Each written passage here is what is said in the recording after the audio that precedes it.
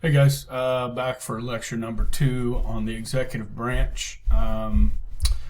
Just to recap, we talked a little bit about the presidency, the qualifications, the election process, and so forth, kind of the calendar and all, the White House. So this next section is on kind of the roles of the president. He wears a lot of different hats. As you can see, if you pay attention to the news, the president's doing all of these things typically. And now, kind of overlook these notes here, guys. The way we're doing this without questions, coming in back and forth and so forth, this is going to go pretty quick. So I'm going to do this probably, 3 or 4 lectures, these notes. I'm going to give you an opportunity for homework. If you guys want some points, I'll do one of those where we have questions. But page 84 in your book, after I'm done with today's lecture, you'll be able to, should be able to answer those questions. And I'll make that optional, and then I'm going to do, when I'm done with the lectures, I'll post 2 questions on that so you guys can get some points for that as well. Okay, so let me hop into this here. I'm sure you all remember when we talked about head of state and chief executive, when we talked about parliamentary systems and presidential systems, where in a parliamentary system, the head of state is different than the chief executive that runs the day-to-day affairs, okay? Where that person in Great Britain is the queen, she is the figurehead. Okay, well, in our system, the presidential system, he is both. So you could say this is head of state or chief of state, okay, ceremonial head of state, symbol of the United States in our country. Some of you guys cringe at that, maybe with the current president, but it is what it is, okay? So ceremonial head of state and the symbol. So if Martians came down and they said, "Take me to your leader," you guys would direct them towards the President of the United States. Okay. Now, what's some examples of this in action? Bush, Clinton, Bush attending the funeral of Pope John Paul as sitting presidents or former presidents, paying respect as the leaders of our country, past and present. Another, some of this deals with diplomatic issues and so forth, but we do have chief diplomat as well. So, let's see here. Okay, so I don't know why that popped up. But anyhow, chief executive. Now, this is probably the most important of all of his roles. This is like those constitutional roles of carrying out the law. Okay, Congress makes the laws. The executive carries out the laws. Okay, so I'm going to try and get rid of this bar here. See what happens. Sorry about this. Hopefully that pops right back up. It does, and we're back. Okay, so, execute policies of Congress and execute powers with other countries. So these are like roles that the president has that are defined in the Constitution. Okay, so example here, appointing a Supreme Court justice or enforcing welfare policy. Okay, what the president's doing now with the COVID virus. Okay, this is like partially chief executive. I mean, this is what he's doing every day. Okay, and the bailout, the $2.2 trillion, seeing that money's getting dispersed to the appropriate places and so forth, would fall under that chief executive ruling. Okay, the third is chief administrator. Okay, so I want you to think about, you go to get a degree in business, you get a degree in business administration. Okay, you are administering over other people. Okay, and you delegate to those people. The President of the United States is the boss of over 3 million federal employees. The executive branch of government is the largest employer in the United States. Okay, by far. Okay, more than Walmart, which is number 2. Okay, so as boss of these, he also oversees a $4 trillion budget, which this year was projected to be $4.7 trillion. Okay, with the 2.2 trillion in addition to that, this will dwarf by any measure the budget that any president has ever had. It's crazy the amount of money here, and obviously, guys, the revenue coming in, if you go up to what did I say, 4.7. So you're looking at 6.9, almost $7 trillion. Our revenues here, guys, are going to be somewhere around 3.6 trillion. That's not good. And with the 22 million unemployed right now because of this COVID thing, revenues are going to shrink because fewer people are working, paying taxes. Okay, so economically, guys, we've got to, I don't know the foreseeable future what this is going to look like. I know the president is really talking about trying to open up the economy again. Some states are more prepared for this, obviously, than others. New York, California, New Jersey are in bad shape. But really, that's packed into a few counties within those states. So, look, I don't want to take sides on this, and you know, you can have your own opinion of it. My wife and I are both working. We're both being paid, but 22 million others are not. This may have affected some of your families. It's easy to sit back and armchair quarterback and say, well, we need to stay home to stop the spread because one death really matters. And on the other side, you look at that, I said, well, people are dying every day from myriad of reasons. More people die in auto accidents than what we're going to see with COVID. Do we stop driving cars? I mean, that's kind of a different mentality you can take at this. Obviously, we can protect people by, the social distancing and shutting down the economy and lower the number of deaths. There's no question that's working. But how long do you do this? I mean, this is a really tough call, and this is, the president has to be in the lead of this. Obviously, the governors are very important. We're taking orders from our governor, Governor Kelly, and I don't want to be honest, I think she's done a pretty good job so far, and I think the president has too. I mean, guys, there's so much bureaucracy when you talk about the testing, these testing kits and so forth. Guys, they have to be FDA approved. You're talking about bureaucracy. We've talked about that, what that means, bureaucracy. Layers and layers of red tape you got to cut through to get anything done makes it inefficient. And that is bearing itself out in front of our eyes right now. Now, I think the number of test kits and so forth is growing rapidly every day. Hopefully, we can start testing people. I say, okay, you're healthy. You can come in to the shopping mall. You can, these sorts of things. It's going to be interesting how this works out. But I think people are getting restless, and so, it's a really tough situation. I hate watching the news. It's so divided on this when we should be coming together as a nation. It's hard. So sorry, hang in there, guys. So appointing a Secretary of Defense and maintaining employee overtime rules. Okay, what's the difference between appointing a Supreme Court judge and a Secretary of Defense? Well, right here, this guy works for the president. This person does not work for the president. Okay, once he's appointed and approved by who? That's right, the Senate. We have the president has no control over them, if that makes sense. Okay, here the president can fire these people anytime he wants. Okay, and President Trump's done that. Okay, okay, so chief administrator, the boss. Okay. And Trump's got some experience with that when he ran The Apprentice, that show, you're fired. Okay. So, chief diplomat. Okay. This is an important spot. Okay. Chief diplomat, important spot because, this is carrying out foreign policy. Okay. Diplomacy is the art of negotiation. Okay. Now, if the president wants to do a treaty, a trade agreement with China or Mexico and Canada, a lot of these have to be approved by the Senate, as you guys know, by 2/3 majority.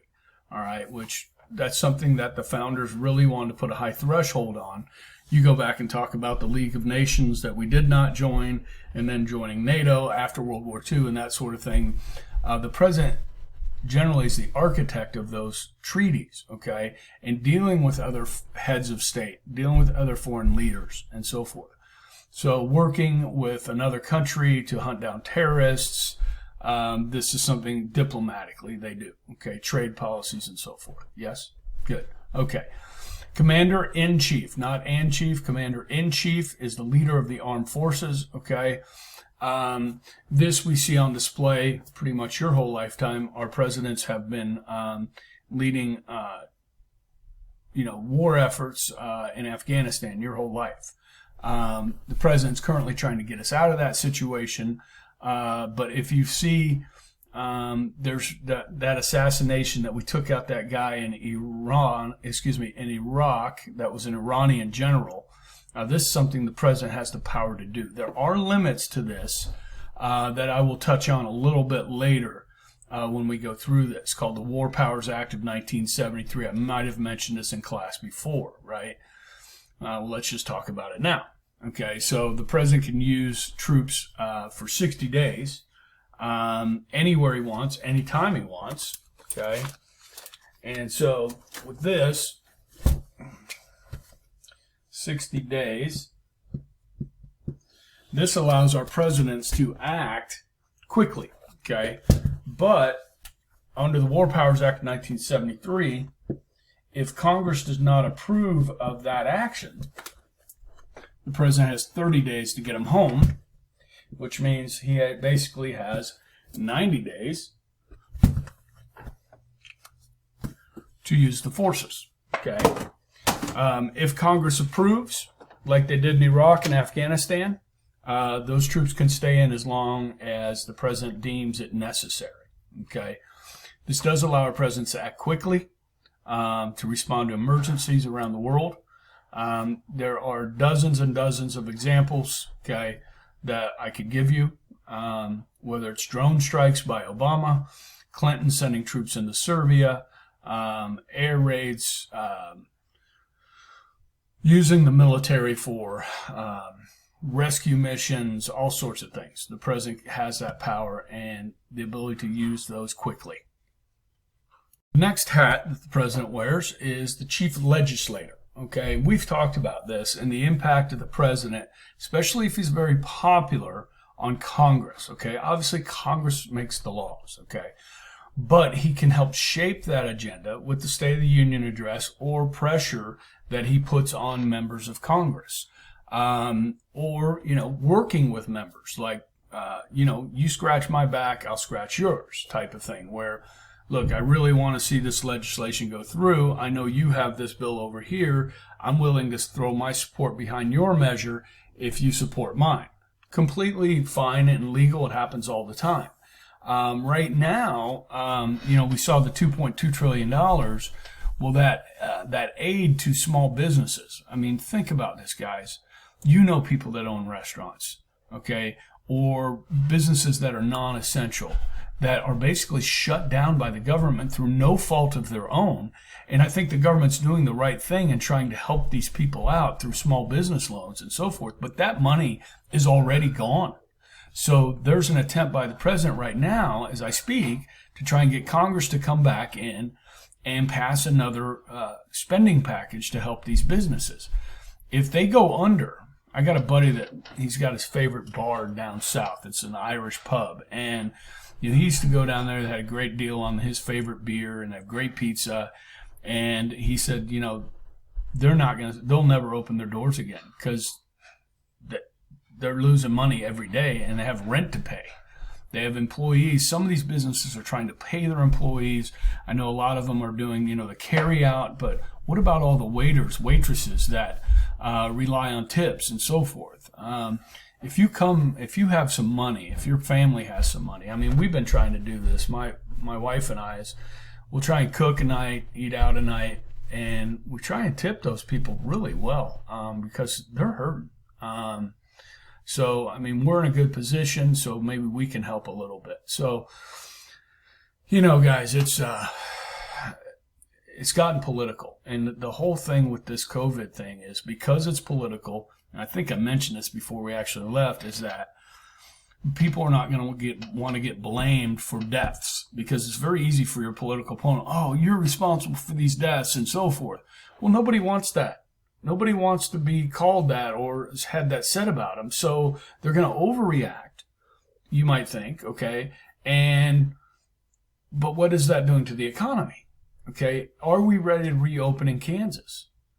We've got, I don't know, about 1,600 cases, I think. I watch this daily, guys. I keep hoping every time I open, Twitter and go to Cake News, and around 1 o'clock they usually have it updated. I'm looking how many new cases in Kansas, Sedgwick County, and hoping and praying that that number goes down. But it's kind of it's kept rising, and so I don't know if we're ready or not. Obviously, we're in through May 3rd. Hopefully by then, guys, we're ready to start reopening some stuff and letting people get back to work. Okay, so sorry, I got off there a little bit. Chief citizen. Now, this one's a little more difficult to define. You kind of look at this more as a trend-setting type of thing, where the first family, the president, the first lady, their kids, each first lady always kind of has a pet project that they have. Nancy Reagan, it was, don't do drugs, just say no. You have Michelle Obama, exercise 60 minutes a day, childhood obesity was kind of her thing. And so each one kind of has their own little project. Sometimes it can be fashion, like Jackie Kennedy's pillbox hats and business suits. Women all over the country started dressing similar to Jackie Kennedy, using the presidency to promote the remembering of a significant event, being one of us, and kind of setting an example for the rest of us, okay?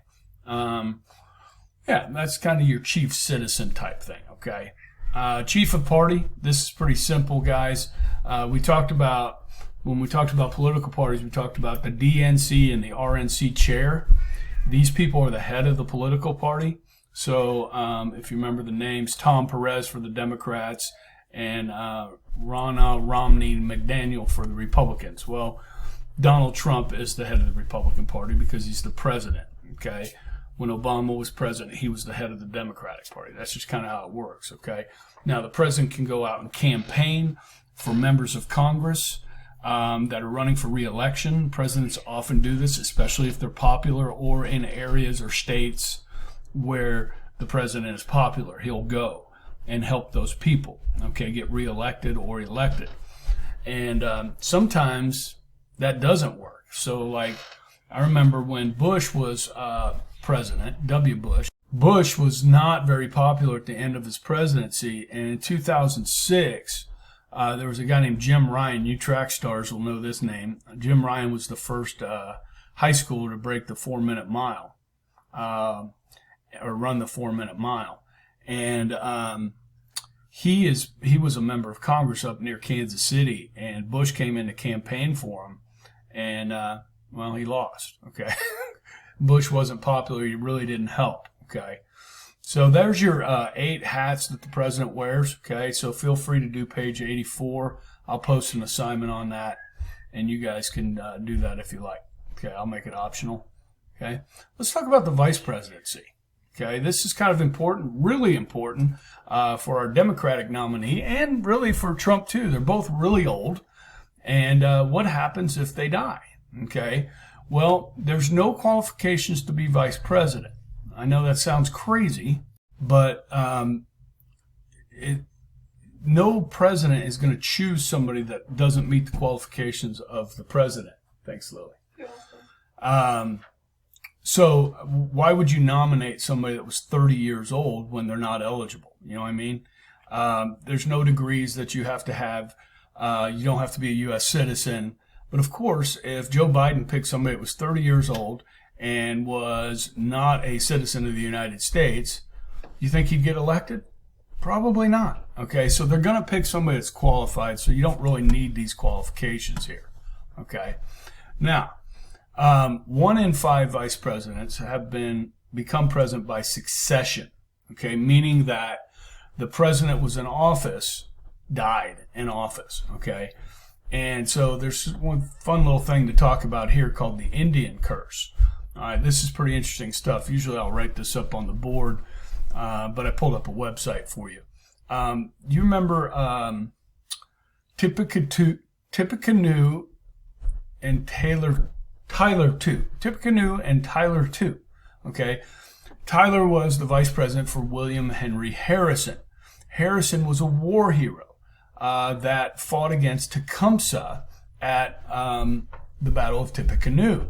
Okay, he's this famous war hero that defeated this Indian, and it is said that Tecumseh put a curse on the presidency. So Harrison gets elected, gives that speech during his inaugural address, okay, and gets pneumonia. I don't know what this is, some type of fever, and dies like 30 days into his presidency, okay? And then 20 years later, in 1860, Abraham Lincoln was elected, and he was later assassinated. In 1880, James Garfield was elected, later assassinated. In 1900, William McKinley, assassinated. 1920, we've talked about this, Warren G. Harding, most likely died of a heart attack. Okay, some people, I've never heard of this. But look at these, every 20 years. Okay, 1940, Roosevelt, who's elected, dies of a cerebral hemorrhage. In 1960, John F. Kennedy is assassinated in Texas. Okay, in 1980, Ronald Reagan is shot.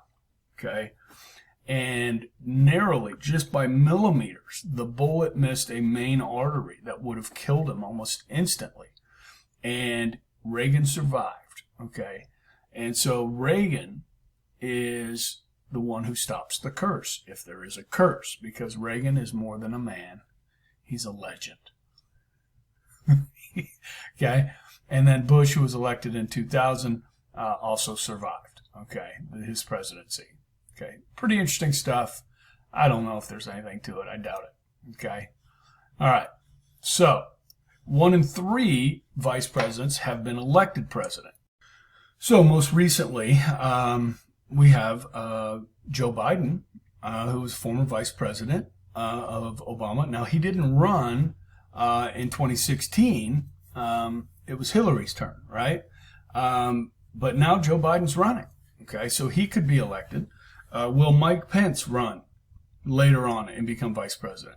If you think about Bush, Reagan's vice president, Bush, he was elected. Al Gore, who was Bill Clinton's vice president, was not elected. Okay, so, but quite a few, 33% of them have gone on to become president. Okay, the only official duty of the vice president is to be president of the Senate.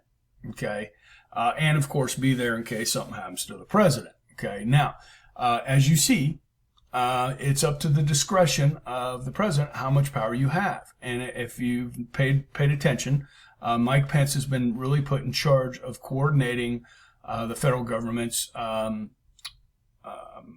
dealing with the COVID-19 virus. Okay, so he's there every day in the White House working with, the FDA, the CDC, and so forth, to try and make sure that things are running smoothly and people are getting what they need. John Adams said of the vice presidency, "I am nothing, but I could be everything." And John Garner, and we talked about this guy, Roosevelt's first VP, said the vice presidency isn't worth a warm pitcher of spit.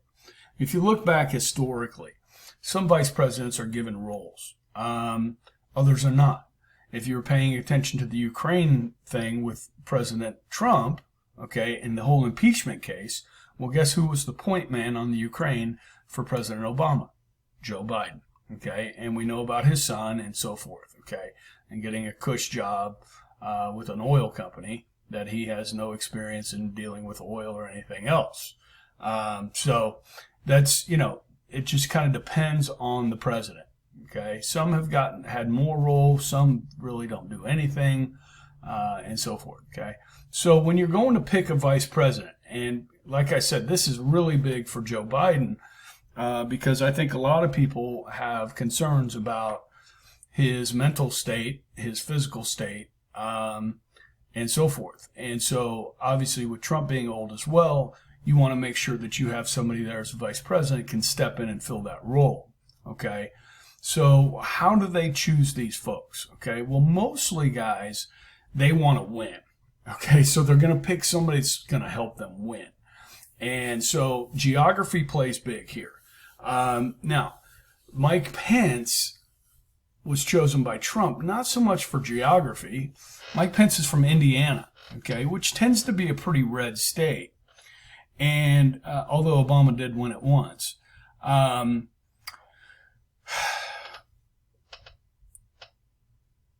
Mike Pence is a solid Christian conservative pro-life politician, okay? Very solid. I mean, he's about as pro-life as you get, guys. So I think that was a choice by Trump because a lot of Christian conservatives had questions about, you know, Trump's background. I mean, he's on his third marriage, okay? He had these accusations against him and so forth. And so I think picking Pence was meant to try and alleviate some of those fears. Why did Obama pick Biden? Well, Biden had been in the Senate for decades. He had served on the Senate Foreign Relations Committee. Obama didn't have much foreign relations experience. So Biden was kind of chosen to fill that void that Obama may have had. But geography also plays an important role. I mean, if you look back historically, who did Kennedy pick? He picked Johnson from Texas, okay? He's a New England liberal. Who did Roosevelt first pick? John Garner from Texas, okay? You get these New England liberals, they choose Southern Democrats, like John Kerry chose a guy named John Edwards, okay, from North Carolina. So you kind of see that play out as well, okay?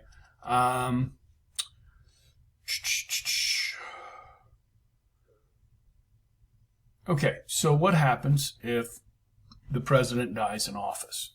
Okay, as you guys know, we talked about this before. This is the 25th Amendment. The vice president must be replaced if he resigns or moves up. So if the president dies, the vice president moves up, the vice president has to be replaced. Okay. The most recent example of that would have been Nixon. Okay, so Nixon's vice president actually had to resign for a scandal back in his home state. His name was Spiro Agnew.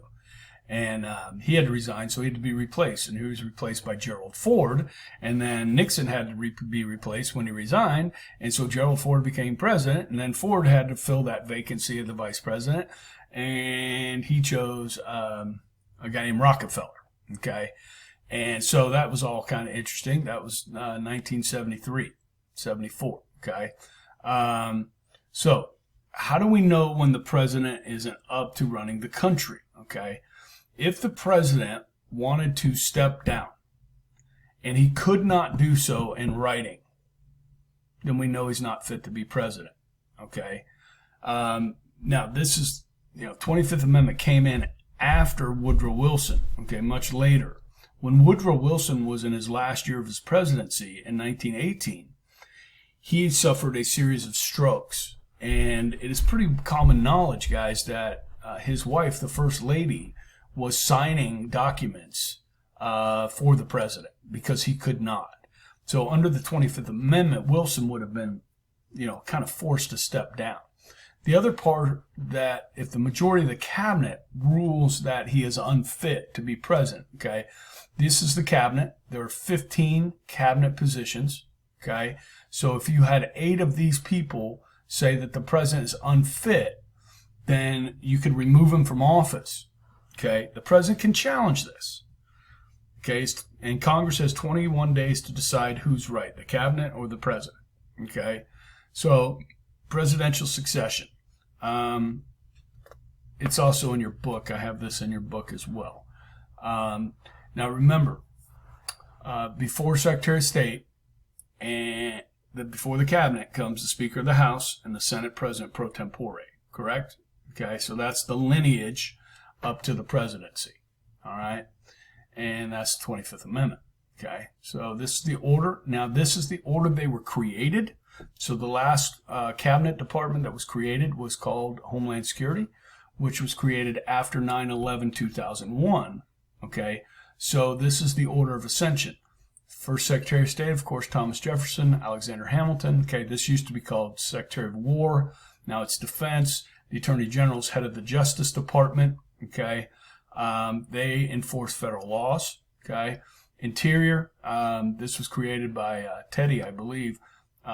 National parks, federal lands, so forth. Agriculture, commerce, labor, health and human services. It used to be called Health, Education, and Welfare. Then they split it up. We get housing and urban development, transportation, energy, education, my favorite, and Veterans Affairs, and Homeland Security. Okay, this is part of those 3 million people that work for the government, because each one of these departments has its own separate building. They have thousands and thousands of federal employees that work at these, and they spend billions and billions of dollars every year. Okay, it's part of the federal bureaucracy. All right. All right, so I am going to stop there because I'm at 31 minutes, and I will finish up in the next lecture. You guys have a great day.